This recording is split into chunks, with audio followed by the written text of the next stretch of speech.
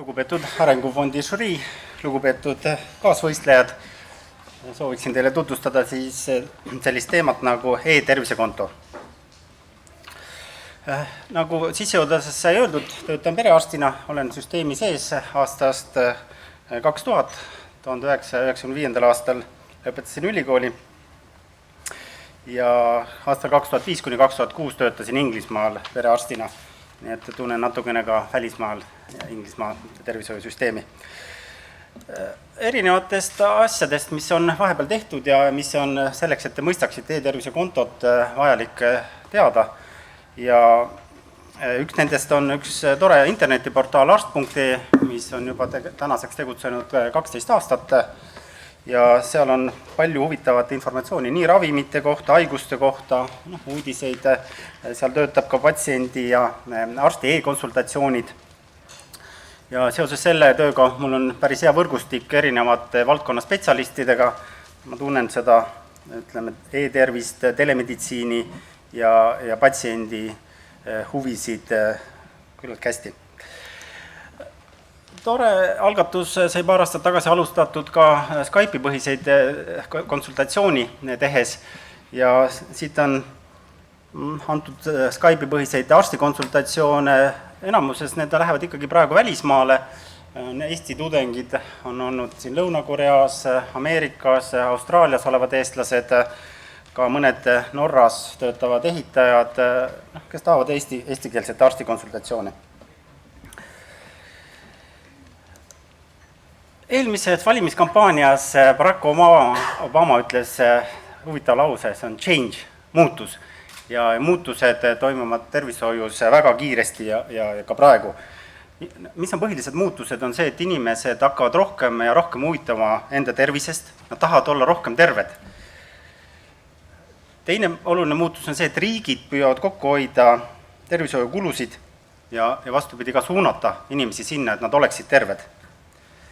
On tekkinud täiesti uued ja huvitavad uurimised ja meditsiinivaldkonnad, geeniteema, personaalsed ravimid, on olemas tehnoloogiad, mis toetavad äppe, on olemas tehnoloogiad, mis aitavad jälgida inimese und, liikumist, telemeditsiin. Et siin koguneb väga palju infot, mis ei jõua kõike arstideni.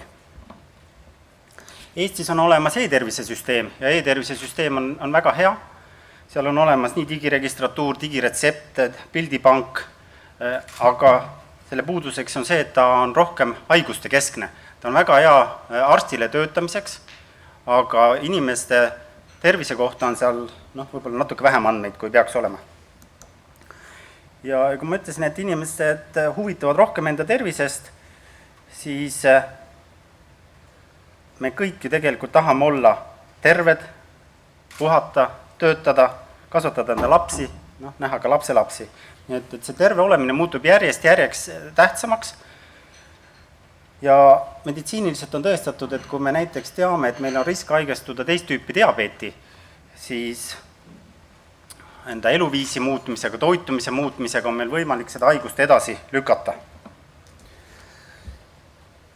Ja selleks, et mitte alustada varakult tablettraviga, tuleks muuta eluviisi ja meie lahenduseks oleks siis e-tervisekonto. Ja e-tervisekonto on siis kõik see, mida sa ise pead oma tervise kohta teadma. Ja see on selline integreeritud süsteem, kus inimene saab ise koguda andmeid. Niinimetatud näiteks tervisepass. Tervisepassis on erinevad riskid. Sa saad koguda geeniinfot sinna sisse, sa saad koguda muid riskifaktoreid ja mida rohkem on riske, seda tähtsamaks või seda suuremaks muutub sinu see tervisekontrolli vajadused. Me oleme rääkinud ka sellisest health coachist, siis health coach on selline inimene, kes aitab kaasa terve olemisena, aitab anda soovitusi ja e-tervisekonto on siis integreeritud süsteem antud juhul Eesti e-tervisesüsteemiga, seda on võimalik ka eraldi andmebaasides hoida ja eksportida ka teistesse maadesse. Et andmete jagamine on vabatahtlik, ja kui inimene soovib, siis ta ise jagab neid andmeid, terviseandmeid, kui ta ise ei soovi, siis ta neid ei jaga. Ütleme piltlikult öeldes kõik need andmed, mis ta täna saab enda mobiiliäpist, enda liikumise kohta, une kohta, ütleme võib-olla ka muude asjade kohta, siis näiteks vererõhu kohta me teame, et on olemas valgekitli sündroom, et kui ta neid andmeid rohkem jagab, siis on arstil rohkem infot.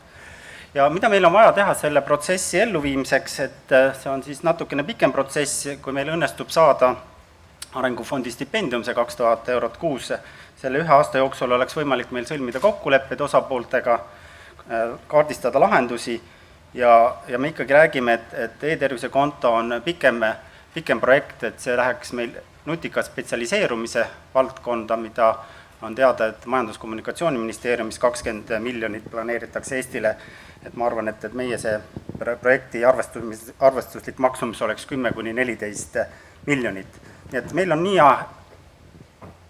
hea idee, et Barack Obama ütleks selle peale forward, poisid. Meil on nii hea idee, et selle peale Toomas Hendrik Ilves, kes on e-tervise põhikõneleja, ütleks edasi. Ja ma arvan, ka Arengufond ütleb meile, tegutsege. Aitäh!